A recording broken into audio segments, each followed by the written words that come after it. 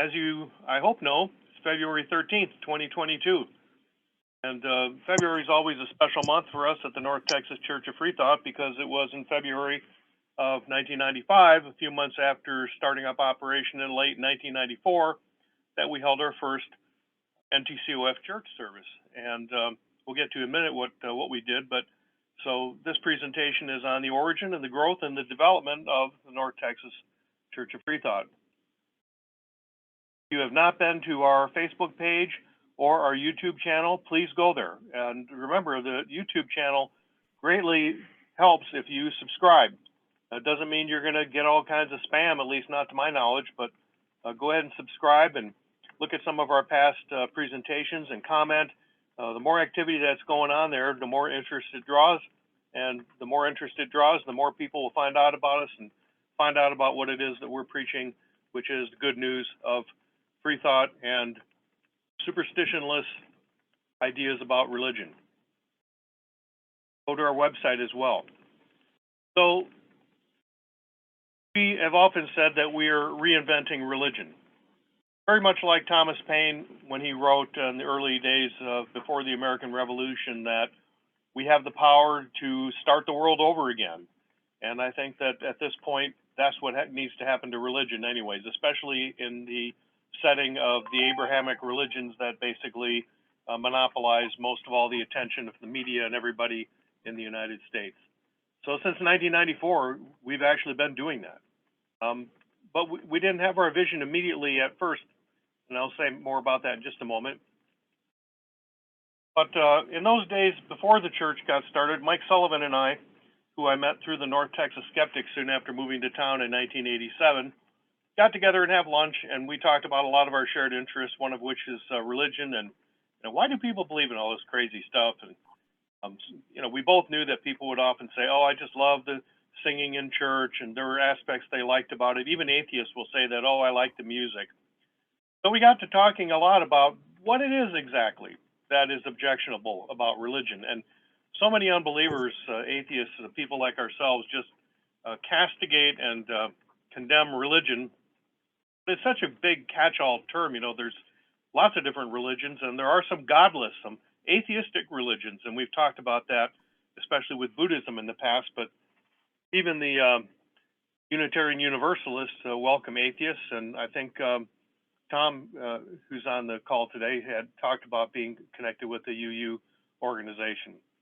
So when you really get right down to it, what is it exactly that's objectionable about religion? And I think it's pretty clear. I mean, this was said back when Bill Clinton was campaigning for office, right? It's the superstition. Oh, no, sorry. He said it's the economy, but it's the superstition, stupid. Not for all the silly superstition, there wouldn't be a whole lot wrong with religion. Of course, then it becomes a real question mark.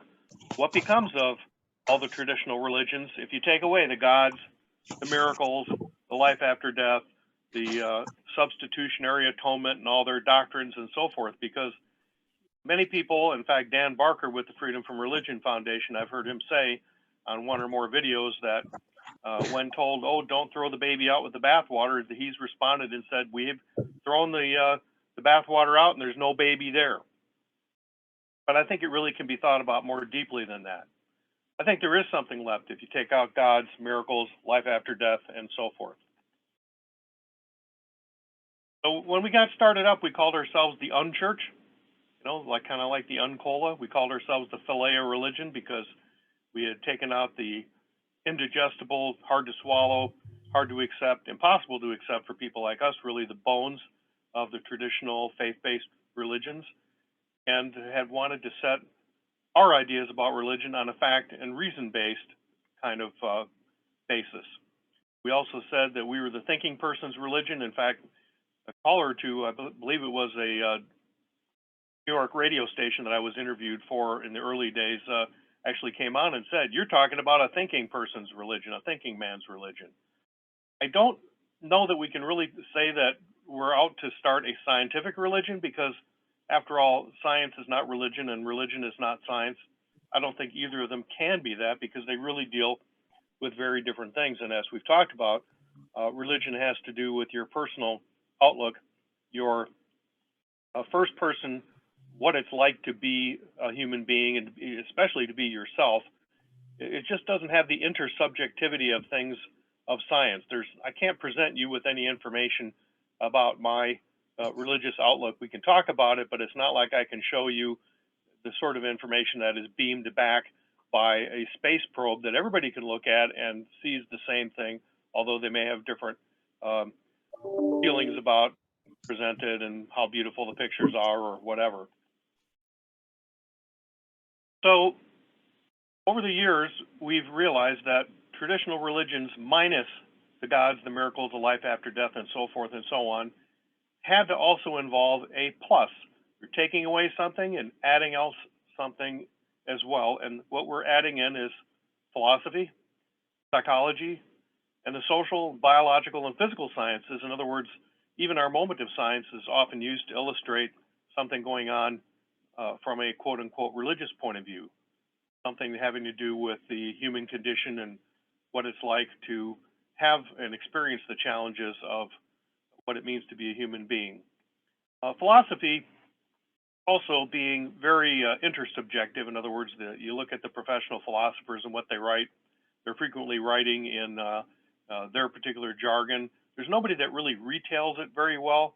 And the same thing with psychology. You can understand why you feel a certain way because of something that happened to you, but that's not the same as dealing with the feelings themselves. And that, again, goes to religion.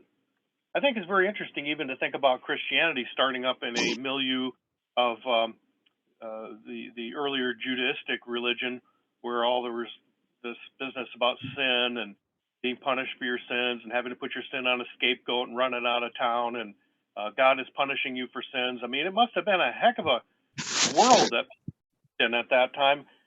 Maybe there was something about this message of forgiveness and love your neighbor and stop hating yourself so much that we're all fallen. There must have been something appealing about that, because it certainly did appeal to a lot of people, despite the fact that it's turned into a grotesque kind of parody of what it must have been originally. So we did have our first Sunday service on February 5th of 1995. And we planned this and then publicized it, tried to get as many people as possible to know what we were doing and what we did. And we were kind of, gosh, what should we do? But we started out with a dramatic reading of Thomas Henry Huxley's Letter to Kingsley. Thomas Henry Huxley was a 19th century British naturalist. He actually occupied the chair, I believe, that Richard Dawkins is now in. T.H. Huxley had just recently lost his 4-year-old son, Noel. Kind of weird for me because that's my middle name. But he lost his son, Noel, to pneumonia. And apparently Kingsley, who was a cleric, what would now be known as a liberal cleric, had written to him and tried to console him and so forth, apparently with theological kinds of ideas. I wish I could find the letter that Kingsley sent to Huxley. That would be very interesting and helpful. If anybody comes across it or knows of it, please put your comment down on the YouTube channel or contact us and let me know. I'd really like to see that. This letter to Kingsley was just so interesting because it was a very passionate and detailed kind of expression of our very ideas. As T.H. Huxley was an atheist, he is the one who actually coined the term agnostic to indicate that his atheism had to do with a skepticism towards all knowledge, his whole stance and feeling towards what knowledge is and what it means to believe, rather than any kind of sitting on the fence. He was certainly not some kind of guy who went around saying, well, I don't know whether there's a God or not, I'm just not going to commit myself to that. Although he certainly acknowledged, as we do today, the difficulty of trying to disprove something that is deliberately made disprovable by believers. So here's some things that were in that original presentation. And we had this read by a professional actor who agreed to do it, and then close to the time that he was to come in and do it, I guess realized what he was going to be reading and dramatizing, and tried to back out. He said, I'm a Christian, I can't do this. And we said, well, but are you an actor? Because if you're an actor, then you ought to be able to play the part of an atheist or a Muslim or anything, right? I mean, show us how good an actor you are. We're not hiring you because of your religion. And sure enough, he went through with it, initially saying, well, I won't take your money, though. but then he did take our money, so he did fulfill his end of the bargain.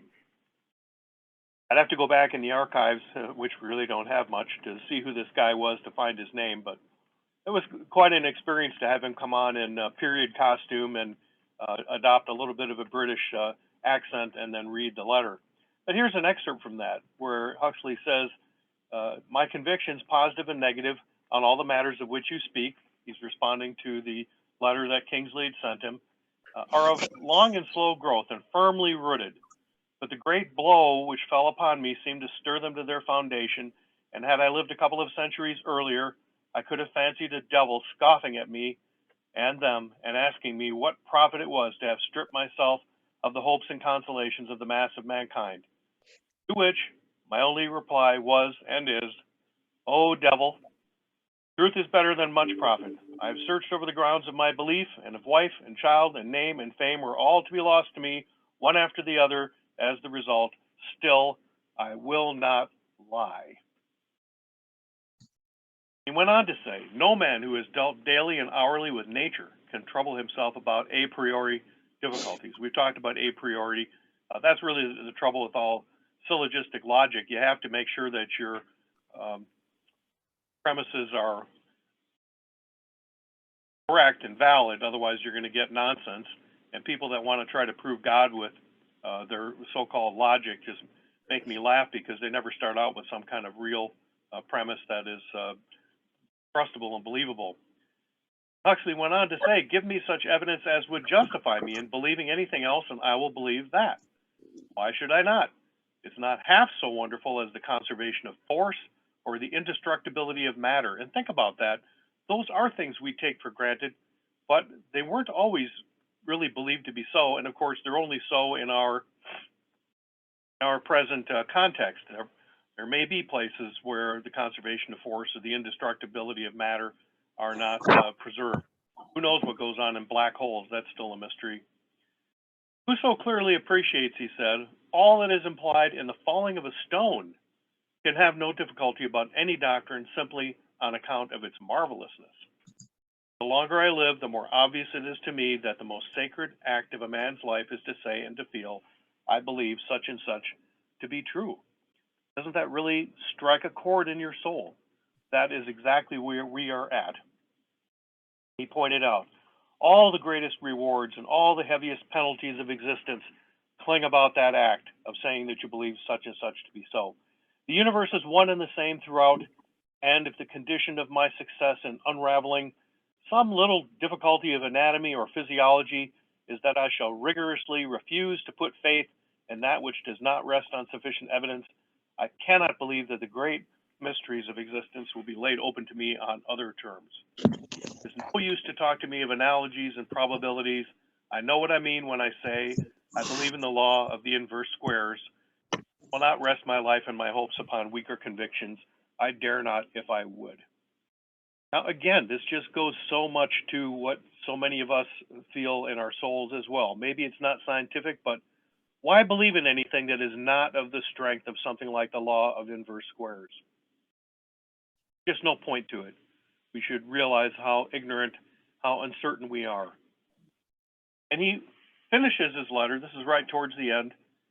I write this, and he points out that he's being very candid and honest, because it is clear to me that if that great and powerful instrument for good or evil, the Church of England, is to be saved from being shivered into fragments by the advancing tide of science, an event I should be very sorry to witness, but which will infallibly occur if men like Samuel of Oxford, and remember, Samuel of Oxford, he's talking about Samuel Wilberforce, the guy that he reduced to ridicule at the big meeting about evolution, in which Wilberforce said something like, oh, which side of your family are you descended from apes, your mother or your father's? And Huxley's reply was something to the effect that would rather be descended from an ape than from some smart person of today who lumbers about not knowing what they're talking about and spewing nonsense the way Samuel Wilberforce did. So he says if the Church of England were to have the guidance of her destinies of somebody like Samuel Wilberforce, it must be by the efforts of men who, like yourself, see your way to the combination of the practice of the Church. And he doesn't say scientifically, he says with the spirit of science. And I hadn't really paid a whole lot of attention to this initially, but let's go on here. And he points out too, understand that all the younger men of science whom I know intimately are essentially of my way of thinking. And he puts this parenthetic statement, I know not a scoffer or an irreligious or an immoral man among them, but they all regard orthodoxy as you do Brahmanism. In other words, it's not true that atheists are a bunch of nasty, immoral people. They care deeply about these kinds of things. So true today as well. And Huxley goes on to say, understand that this new school of the prophets, he's talking about his fellow scientists, is the only one that can work miracles, the only one that can constantly appeal to nature for evidence that it is right. And you will comprehend that it is of no use to try to barricade us with shovel hats and aprons. There's the funny clothes that we often make fun of. Or to talk about our doctrines being, quote unquote, shocking, which of course they did describe Darwinian evolution in exactly those terms. And of course, we still have the creationists with us today. So we conceive of free thought as a religion, but one that rejects faith and accepts and champions doubt. How else are you ever going to learn and grow?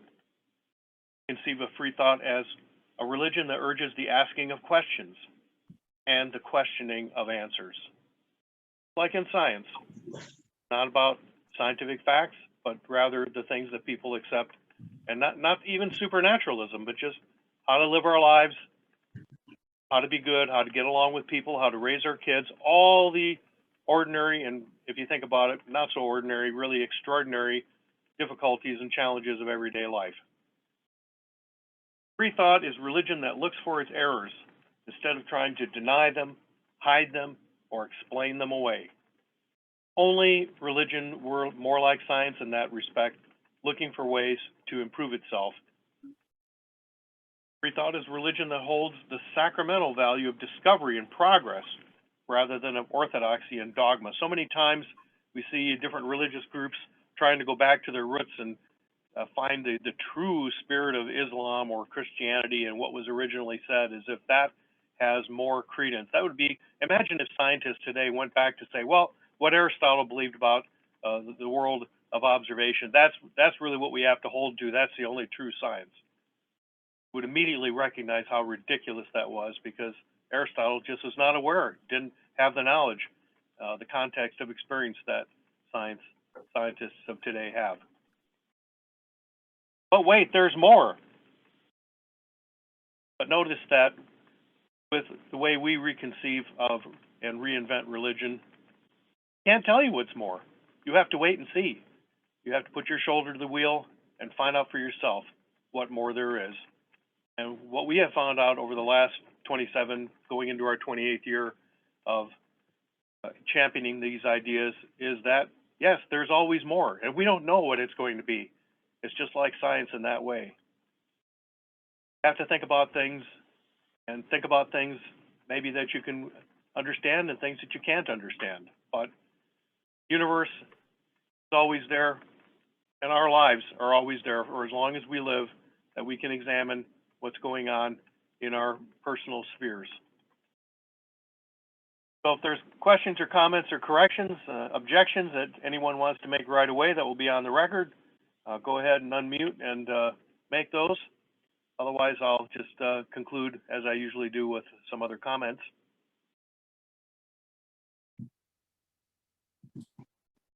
Hearing none. February 13th, 1633, on this very day, Galilei arrived in Rome for his trial before the Inquisition.